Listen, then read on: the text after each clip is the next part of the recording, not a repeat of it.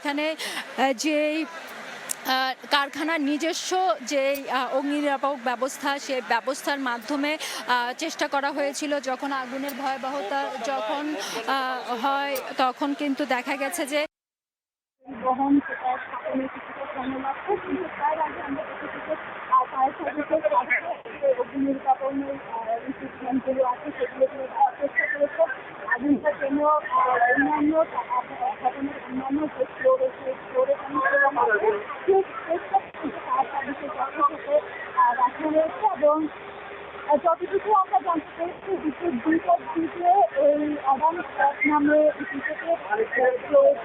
কারখানা সেটা স্থাপনে কিছুটা সময় লাগছে, কিন্তু তার আগে আমরা দেখেছি যে ফায়ার সার্ভিসের সাধারণ যে অগ্নি নির্বাপনের ইকুইপমেন্টগুলো আছে সেগুলো দিয়ে তারা চেষ্টা করেছেন আগুনটা যেন অন্যান্য ভবনের অন্যান্য যে ফ্লোরে যেন ছড়িয়ে না পড়ে।